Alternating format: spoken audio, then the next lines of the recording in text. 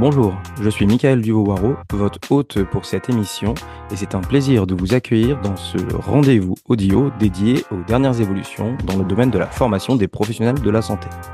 Ce podcast, ou balado, est réalisé de manière bénévole au sein de la Société internationale francophone d'éducation médicale, la CIFEM, et pour la revue Pédagogie médicale. Nous avons décidé de créer ce podcast pour partager des idées novatrices, des témoignages inspirants et des discussions approfondies sur les théories et pratiques en matière d'éducation médicale. Chaque épisode de Pédagogie médicale podcast explore les nouvelles frontières des formations en santé avec comme base de discussion un article publié dans la revue Pédagogie médicale en compagnie d'un auteur ou de plusieurs auteurs de l'article sélectionné. Nous espérons que ce contenu vous donnera envie de nous rejoindre, de rejoindre notre communauté professionnelle et scientifique à but non lucratif, en adhérant à la CIFEM, en vous abonnant à la revue, ou les deux. Alors aujourd'hui, je reçois Arnaud Maury pour son article publié dans la revue avec Mathieu Roux, premier auteur, ainsi qu'Agnès Balâtre, Gilles Lucas et Didier Millet. Alors le nom de l'article, il s'agit de Perception pour les médecins généralistes des bénéfices de leur thèse d'exercice, une étude qualitative. Alors Arnaud, bonjour. Bonjour Mickaël. Alors c'est un plaisir de te recevoir pour cette émission.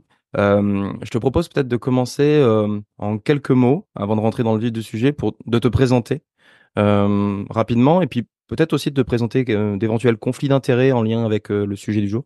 Merci, plaisir partagé. Donc, je suis médecin généraliste à côté de Rennes, en Bretagne, en France. Et puis, j'ai été enseignant quelques années à la fac. C'est dans ce cadre-là que j'ai commencé à encadrer des thèses, et dont le travail dont on va parler aujourd'hui. Je pense pas avoir de conflit d'intérêt ou de lien d'intérêt sur le sujet. Et puis, voilà, de manière générale, j'encadre des thèses régulièrement, des travaux de recherche, thèses d'exercice, j'entends, sur les thèmes en général de la e-santé, de la pédagogie médicale ou de la santé planétaire. En ce moment, c'est les sujets qui m'intéressent le plus, et d'autres thèmes. Et donc, c'est dans ce cadre-là que Mathieu, qui était interne, est venu me voir avec ce sujet qu'il avait sur l'intérêt de faire une thèse. Au départ, c'était ça. Alors, on a des auditeurs et des auditrices qui viennent de toute profession médicale et plus largement de la santé, mais aussi de nombreux pays de la francophonie. Beaucoup possèdent dans leur curriculum de formation des travaux rédactionnels de fin d'études en lien avec la recherche. Est-ce que tu peux nous présenter les thèses d'exercice du coup en France, leurs spécificités et en médecine générale, et puis peut-être le lien qu'il peut y avoir avec les thèses de sciences qui existent. Oui, les thèses d'exercice, c'est un symbole à la fin des études médicales. C'est un moment important, ritualisé. Et c'est un vrai travail qui est obligatoire pour pouvoir exercer. C'est quelque chose qui date d'il y a plus de 120 ans et qui finalement a évolué au fil du temps pour se rapprocher des travaux scientifiques, mais avec les limites qu'en médecine générale, sur le plan méthodologique, sur le plan du temps qu'on peut y consacrer, on ne peut pas arriver au résultat, par exemple, d'un travail de thèse au sens de PhD anglo-saxon. Mhm. Ça reste quand même un travail qui peut donner lieu à des publications, voilà. Mais c'est discuté sur le plan du vécu des internes, qui trouvent parfois que c'est un moment difficile où ils se sentent un peu livrés à eux-mêmes, sur le plan du résultat, et puis sur le plan des apprentissages. Donc c'est un passage obligé qui est pas forcément très formalisé, même s'il y a des attendus. Et puis après, on passe en fait devant un jury qui est composé de médecins universitaires et qui doivent valider la thèse, sachant que en général, quand on passe devant le jury, c'est que le filtre a déjà été fait avant et qu'on Mhm. on est validé. Et souvent, il y a un public qui assiste, la famille, les amis, ce qui rend un peu ambigu ce moment qui est à la fois une soutenance d'un travail scientifique, donc avec potentiellement des critiques, mais aussi un moment avec le serment d'Hippocrate où on va officialiser le passage vers voilà en tant que médecin et la reconnaissance qu'il peut y avoir par les pairs et par la famille. Donc cette ambiguïté-là en fait un moment un peu particulier. Oui, parce que oui, ça c'est quelque chose que j'ai appris, mais en fait je ne savais pas que le serment d'Hippocrate, qui est assez connu, en tout cas, il se prononçait à ce moment-là, en tout cas une fois que le jury dit c'est bon, la thèse est acceptée, validée. Donc c'est aussi pour ça qu'il y a ce moment un peu d'émotion et de rite qui passe à ce moment-là. Ok. Alors, moi, je me demandais, et t'en as déjà un tout petit peu parlé, j'étais assez surpris de lire aussi que il n'y avait pas forcément de référentiel de compétences ou d'objectifs scientifiques ou pédagogiques directement liés à la thèse, ou en tout cas dans les textes, alors que c'est quelque chose qui existe depuis très longtemps. Je ne sais pas d'où vient ce manque, et puis bon, est-ce qu'il y a des travaux en cours là qui vont essayer d'y pallier? Enfin, est-ce que tu peux nous en parler un peu? Oui, alors, je j'ai pas la connaissance exacte des textes législatifs, mais en tout cas, sur les attendus, le format, c'est-à-dire est-ce que ça va faire 200 pages, 300 pages ou 15 pages, la qualité en termes scientifiques, et le temps de travail qu'on doit y consacrer, tout ça, ça reste très ouvert, ce Mhm. qui fait, du coup, du travail de thèse quelque chose d'hyper intéressant pour les internes. Ils peuvent faire, ce qu'ils ont envie de faire dans la limite de ce qui est scientifique. Mais ce qui du coup peut amener à des déviations, on va dire, avec peut-être des travaux moins rigoureux, moins intéressants, surtout pour des gens qui sont peut-être moins encadrés ou qui n'ont pas du tout d'intérêt pour la thèse. Mhm. Donc voilà. Après, c'est quelque chose qui existe depuis 120 ans. Le but original, c'était de probablement de limiter l'exercice illégal de la médecine et de vraiment mettre une limite entre ce qui était considéré comme quelqu'un qui avait validé ses études de médecine ou pas. Et peut-être que le fait que ça n'ait pas bougé depuis 120 ans, c'est parce que c'est quelque chose de très délicat à faire bouger et compliqué. Mais on a vu qu'il y a eu plein de réformes dans l'étude de médecine en France et probablement dans les autres pays, je ne sais pas. Mais donc on peut changer plein de choses et peut-être qu'à un moment ou un autre, on changera la thèse. En tout cas, les enseignants de médecine générale, ils réfléchissent régulièrement. Il y a des propositions qui sont faites pour faire évoluer les formats, pour faire des thèses groupées, pour aller vers des thèses qui soient sur des sujets de médecine générale, puisque il y a quelques années, en fait, on pouvait faire une thèse sur un sujet qui était éloigné de notre pratique. Donc tout ça, c'est des choses des tendances de fond en fait qui sont suggérées, qui sont poussées, Mhm. mais qui restent encore on va dire assez souple. Voilà. Et après, je suis sûr qu'il y a déjà une réflexion au niveau national hein, sur ces sujets-là, mais toute la question c'est jusqu'où on va et puis qu'est-ce qui est possible de faire. Et la première fois que je m'étais posé la question, c'était quand j'étais étudiant en Allemagne. J'avais passé un Mhm. stage à l'étranger où j'avais découvert qu'en Allemagne, si je me trompe pas, en fait, ils faisaient leur travail de recherche. Alors c'est peut-être pas un PhD, mais en tout cas leur équivalent de thèse d'exercice avant, pendant l'externat en fait, avant l'internat. D'accord. Je me suis rendu compte tout à coup qu'il y avait d'autres manières de faire, quoi. Oui, oui, il y a une dimension de liberté, en tout cas actuellement, qui permet, s'il y a de l'encadrement, de faire beaucoup de choses, mais bon, ça fait aussi un peu d'hétérogénéité entre les groupes, les facs, etc., etc. Mais pourquoi pas, hein. Je me demandais aussi, en fait, l'articulation qu'il y avait avec les thèses de sciences, parce qu'il y a des médecins qui font les deux, il me semble. À quoi ça peut servir à un médecin d'aller faire une thèse de sciences en plus de sa thèse d'exercice, et quelle est l'articulation des deux en général? Alors, pour les thèses de sciences, on parle vraiment d'une minorité de médecins Ouais. qui s'intéressent à un sujet de recherche, qui veulent devenir chercheurs universitaires ou dans le cadre de leur carrière universitaire, qui sont amenés à faire une thèse de sciences. C'est vraiment pas la majorité. Donc, il y a un changement d'échelle complet, hein, parce que la thèse de sciences, c'est en termes de travail et puis d'encadrement, de rigueur, c'est un niveau au-dessus de la thèse d'exercice. Donc on peut tout à fait lier les deux. Il y a des exercices qui sont d'ailleurs excellents, qui probablement pourraient s'approcher de la qualité d'une thèse de science, mais enfin quand même l'immense majorité, c'est pas du tout la même chose. Oui, parce que pour l'immense majorité des médecins dans l'internat, en tout cas, c'est parce qu'ils se destinent à être cliniciens. Et donc, ils n'ont pas forcément besoin d'aller pousser aussi loin que les thèses de sciences, enfin, si je comprends bien ton propos. Oui, alors après, là, je parle de la médecine générale et Ouais. dans les autres spécialités hospitalières, notamment, c'est clair que il y a une culture de la recherche scientifique qui est beaucoup plus développée avec des enseignants. Le ratio enseignant-étudiant est pas du tout le même, ce qui Mm. est probablement facilitant avec des unités INSERM proches des services, ce qui aussi aide pour infuser la culture scientifique et trouver des stages, des encadrants, etc. Donc là, moi, ce que je connais mieux, c'est la médecine générale. Et c'est sûr que même si la tendance est à se former, à devenir compétent en recherche, à créer des unités de Mm. recherche, des labos, etc., ça reste quand même encore le début. Peut-être pour continuer et rentrer un peu plus profondément dans l'article à proprement parler, euh, est-ce que tu peux nous parler de ce qui vous a poussé à mener ces recherches sur les perceptions des médecins généralistes sur les bénéfices de leur thèse? Et puis peut-être aussi nous parler après de la méthode que vous avez employée pour aller chercher de ce côté-là? Oui, alors bon, à Rennes, on encourage les étudiants à trouver leur sujet d'eux-mêmes. Donc là, c'était clairement Mathieu qui est venu avec ce sujet-là, un brin provocateur, je pense, puisque c'était sur l'intérêt de faire une thèse avec, je pense, de son point de vue, des questions.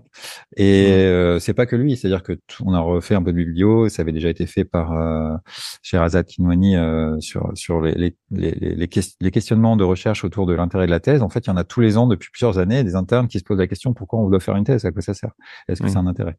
Donc il y a pas, il y a, voilà, il y a pas que nous, mais partant de cette intuition, ce questionnement, en fait, après, ben, le travail du directeur, c'est justement de faire en sorte que ça se transforme en une question de recherche qui parlera à d'autres personnes, qui a déjà fait le tour de la littérature pour pas partir de zéro et puis d'aller un peu plus loin. Donc là, l'idée qui a émergé ensuite, c'était d'aller creuser sur des médecins qui viennent de faire leur thèse et de voir avec eux en fait ce qu'ils en ont retiré, quelle que soit la catégorie.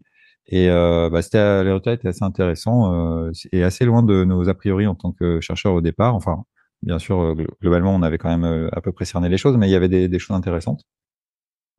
Et donc ensuite, naturellement, en fait, la méthode, c'était le qualitatif qui s'est imposé, parce que c'était une étude exploratoire.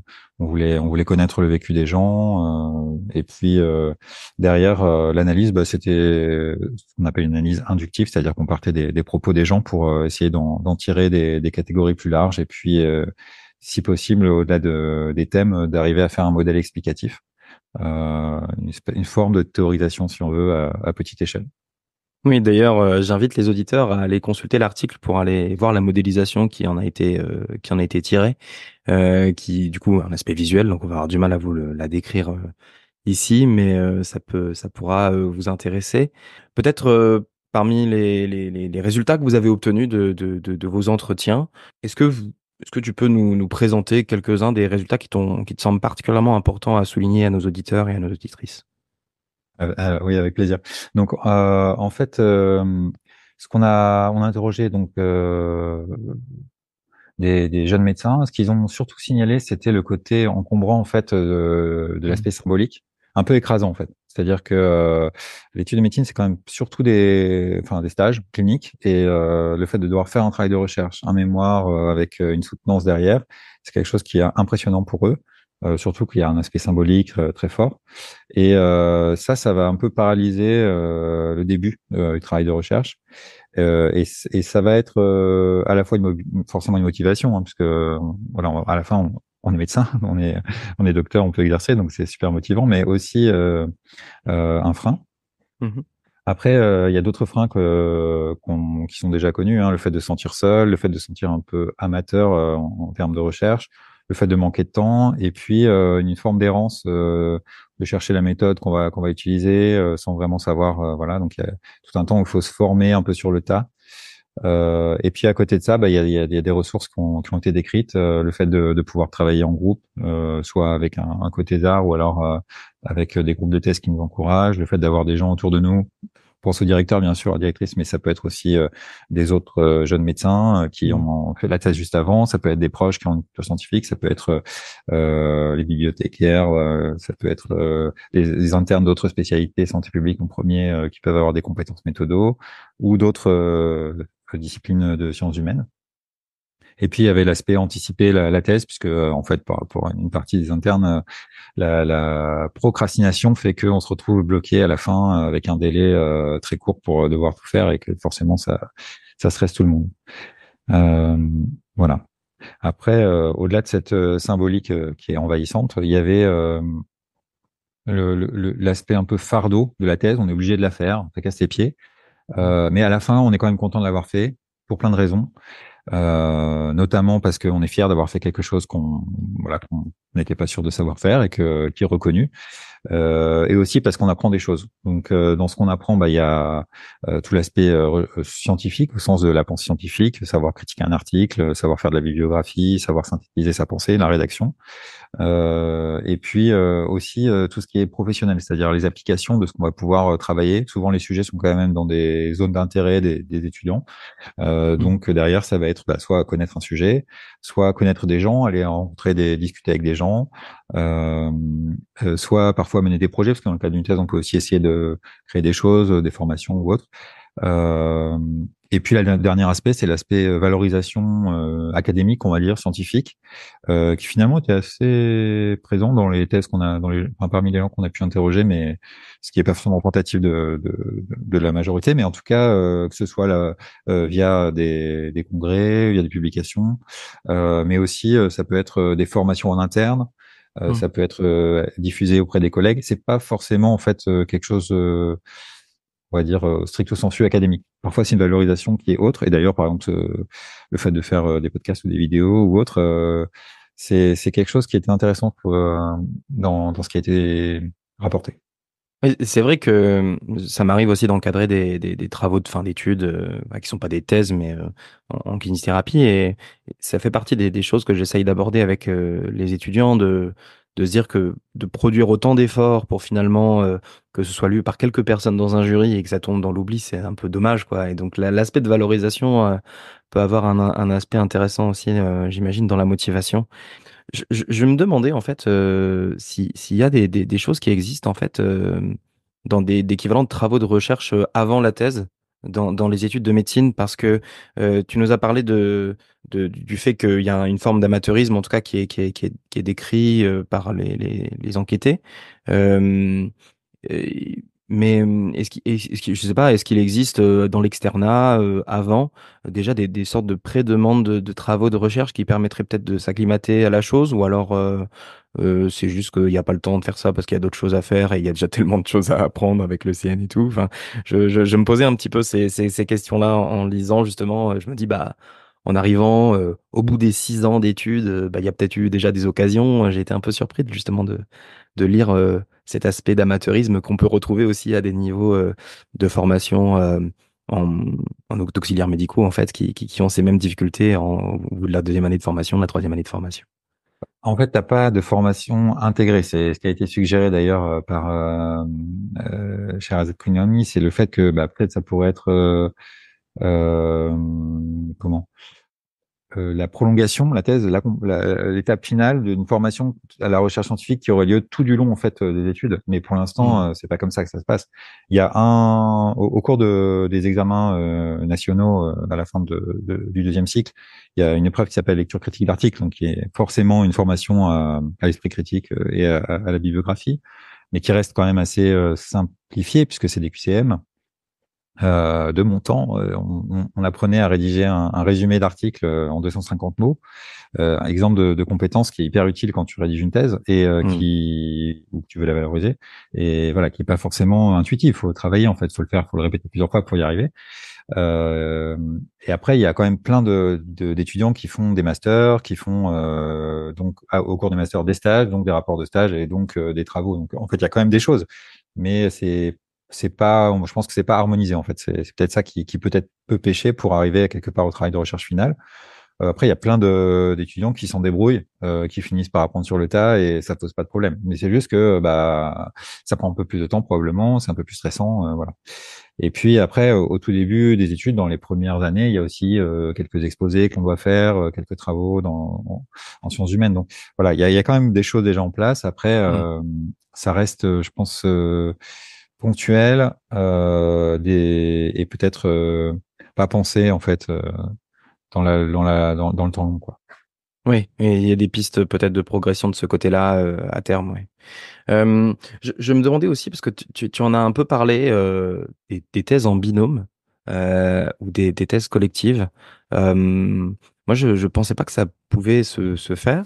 Est-ce que tu peux nous parler un petit peu justement de ces thèses en binôme? C'est un même sujet, mais avec deux angles ou deux méthodes différentes, ou alors c'est vraiment un seul et même sujet? Enfin, comment ça se met en place? Moi, je trouve ça particulièrement intéressant. Merci pour cette question. Alors, bah, c'est pareil, c'est comme la thèse, c'est pas, je pense que c'est pas encore très bien défini. Ouais. Chaque DMG, probablement, le département général, organise ça comme il le souhaite. Un exemple typique pour moi de thèse en binôme réussie, c'est, par exemple, on prend une question, un sujet médical, par exemple, euh,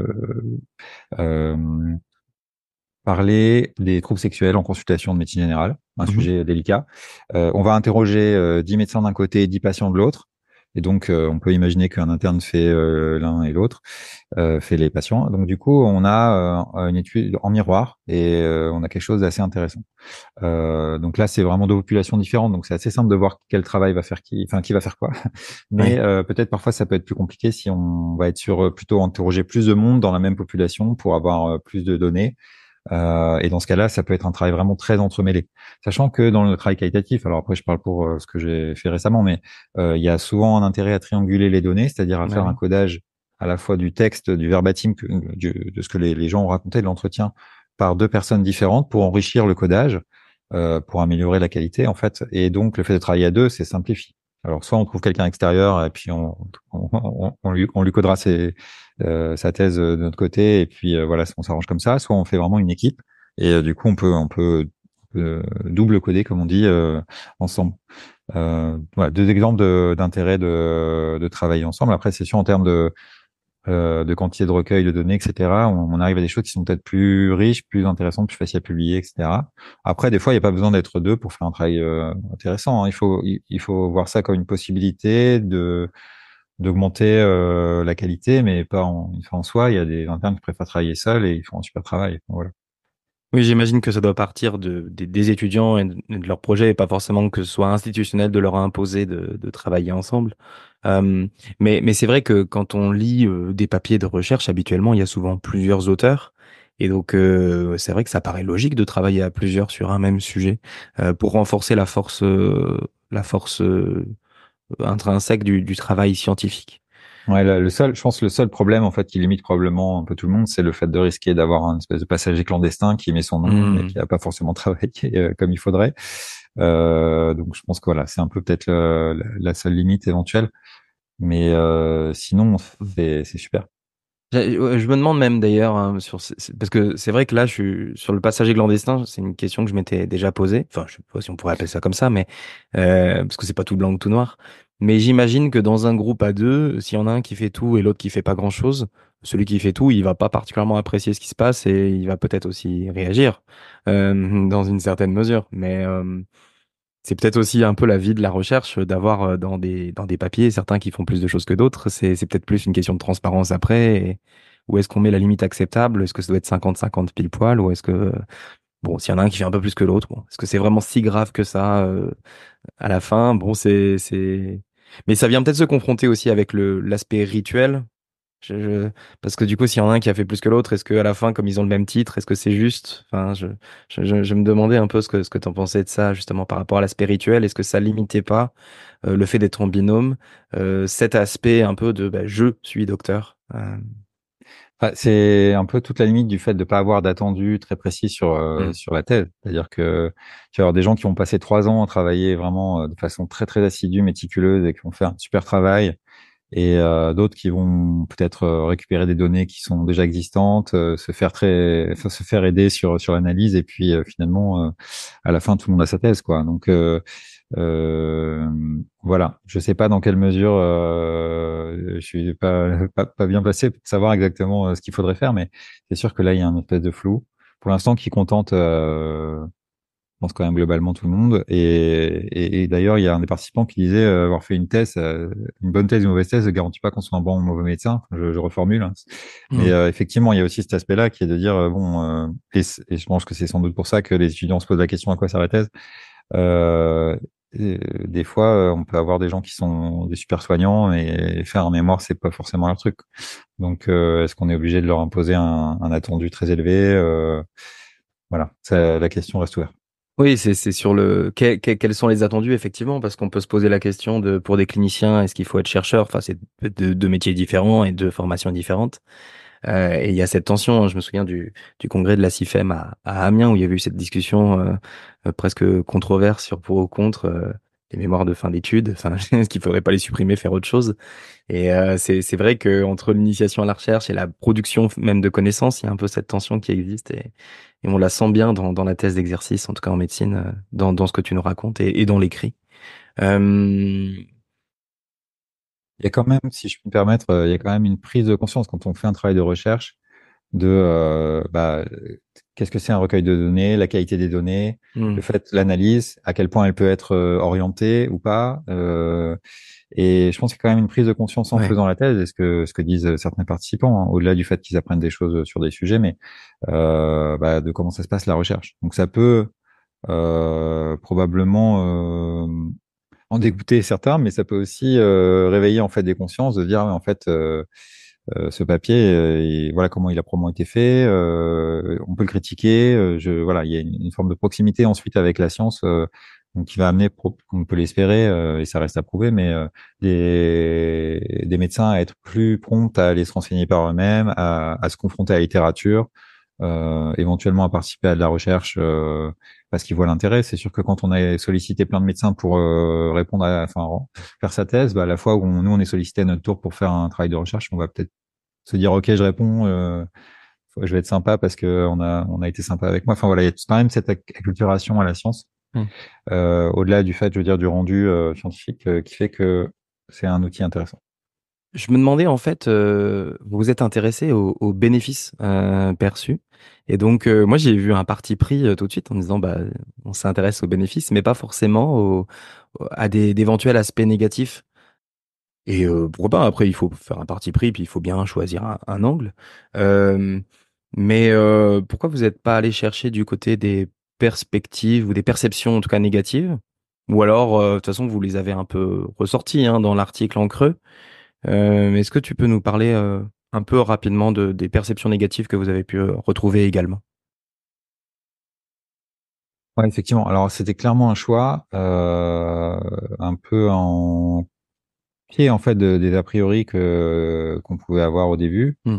et de dire d'aller chercher justement pourquoi il faudrait faire une thèse en fait.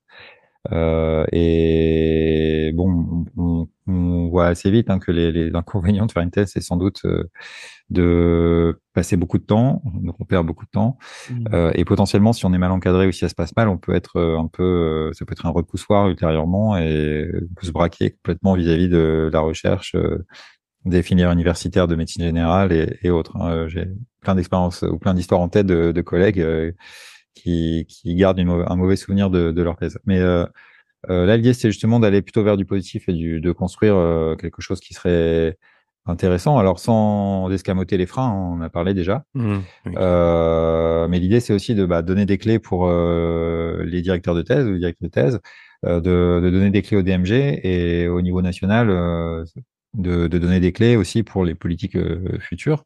Voilà, c'est des choses qui sont déjà dans l'air du temps. On n'invente rien, mais chaque comment travail de recherche là-dessus permet de préciser ce qu'on peut faire et ce qui est souhaitable de faire.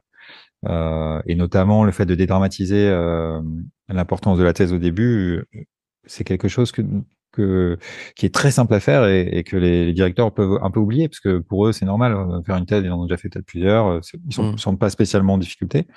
Par ailleurs, bien expliciter les objectifs pédagogiques, ou en tout cas les opportunités que l'étudiant peut avoir d'apprendre des nouvelles choses, ça peut aider à soutenir aussi la motivation, de dire voilà, tu as réussi à apprendre ça, ou tu vas pouvoir apprendre ça, et voilà en quoi c'est utile pour plus tard. Voilà, ce genre de choses, c'est simple, et ça peut aider à mettre du sens en fait dans tout ça. Euh, et puis, il y a tout l'aspect méthodologique qui est vraiment une madeleine enfin, un marronnier qui revient tout le temps, voilà, qui est lié au manque de moyens et qui est lié Oui. Bah oui. au manque de formation, d'expérience, etc., mais qui peut quand même se travailler. Hmm. Oui, tout à fait.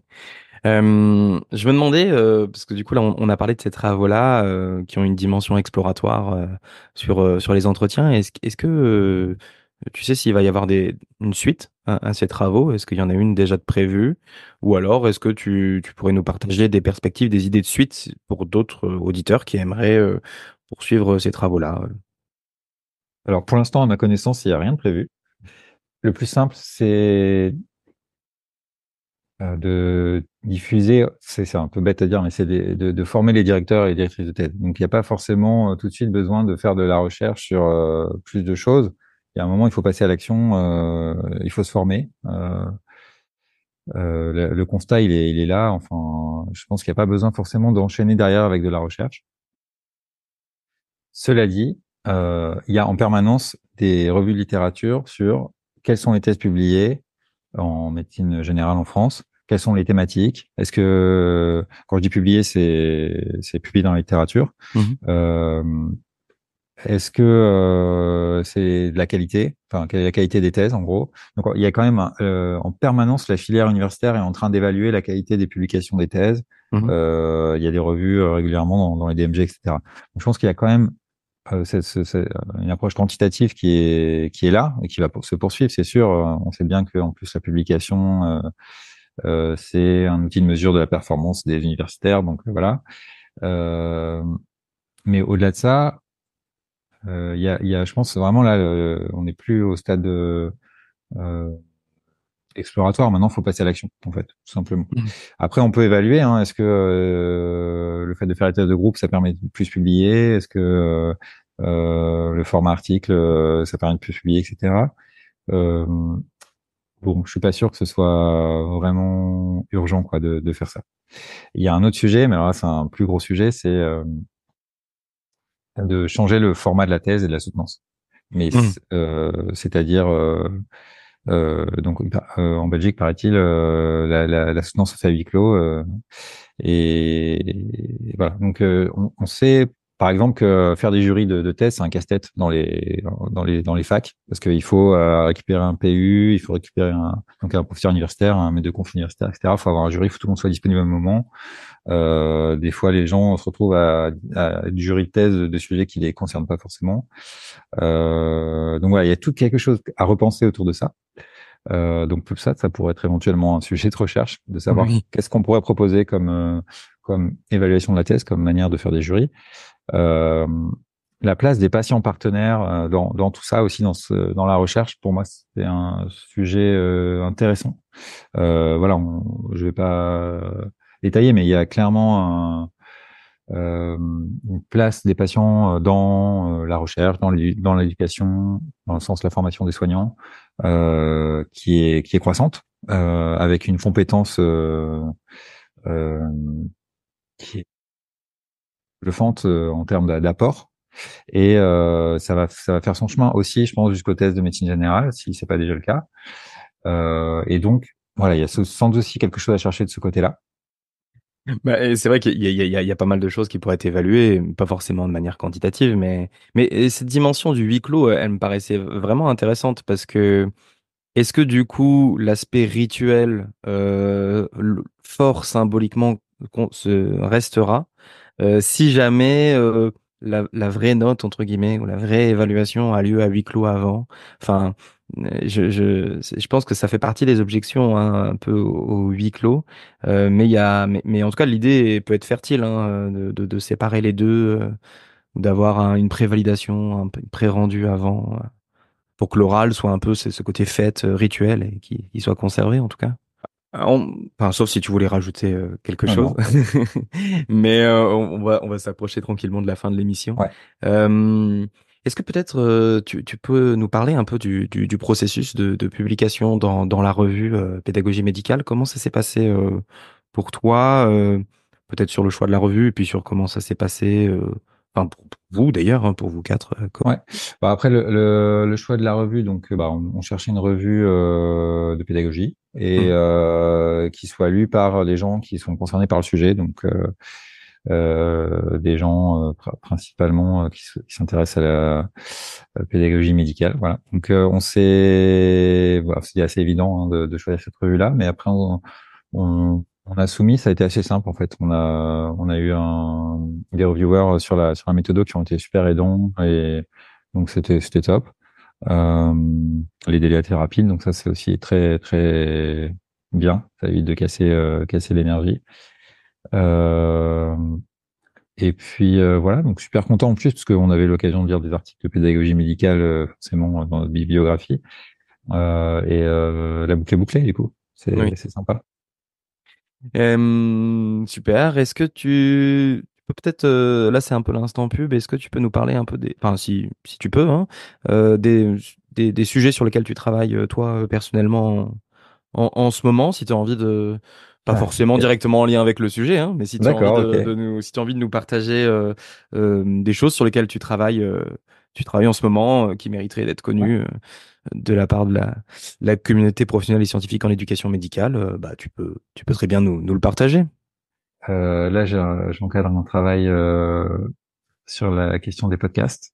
Et Mhm. donc, c'est marrant d'être Ouais, sur un c'est assez podcast amusant, oui. aujourd'hui. Donc, sur les podcasts le rapport en termes de pédagogie. Et puis, après, bah, c'est thématique santé planétaire. Mm. Donc, clairement, on s'éloigne un peu de la pédagogie, mais clairement, pour moi, c'est une des priorités pour nous tous. Et puis, aussi, tout ce qui est e-santé. Voilà. Et puis, un dernier thème aussi en lien plutôt avec le partenaire impatient, c'est la bande dessinée et la santé, un autre travail de recherche que j'encadre sur alors le roman graphique on dit hein, mais sur l'apport en fait des romans graphiques dans le parcours des patients. Ok, bah j'espère pouvoir lire sur ces sujets-là. C'est vrai que la bande dessinée, c'est un truc que j'adore aussi. Donc du coup, ça peut être assez intéressant. En tout cas, on voit la richesse hein, des réflexions. Ça peut partir dans plein de choses et ça ouvre des perspectives. Peut-être avant de te poser une dernière question, je vais peut-être proposer aux auditeurs et aux auditrices qui nous écoutent de faire une petite pause. Alors, soit directement une pause sur votre podcast ou le temps que j'introduise l'idée, peut-être essayer de penser à des éléments clés, des idées clés que vous avez entendues durant toute cette discussion que nous avons pu avoir ensemble avec Arnaud. Et voilà, d'essayer de les fixer soit sur un papier, soit sur vos notes de téléphone pour essayer de les mémoriser au mieux. Vous pouvez même les noter en commentaire sur votre plateforme de podcast préférée. Et si vous pouvez en même temps vous abonner à nos réseaux sociaux de la CIFEM, voire même adhérer à la CIFEM, faites-le.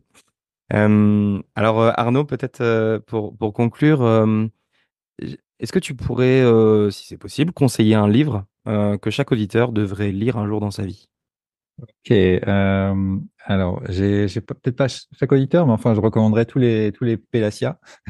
Donc Pélasia, un auteur Oui. de pédagogie médicale de Strasbourg que je trouve super. Et puis dans le thème, un bouquin alors qui est pareil, c'est la méthodo de recherche qualitative que j'ai bien apprécié. Ça s'appelle Initiation à la recherche qualitative en santé, dirigé par Jean-Pierre Lebeau, coédition CNGE. Et voilà. Après, là comme ça, c'est déjà pas mal. Je sais pas si tu Oui, voulais. ça fait déjà de la lecture, oui, tout à Ouais, fait. ouais, ouais. Ok. On mettra les liens dans la description de l'épisode. Et puis, je vais peut-être en profiter pour te remercier pour cet échange riche. Merci à toi. Euh, et puis, bah, à bientôt. À bientôt, Mickaël. Au Salut. revoir.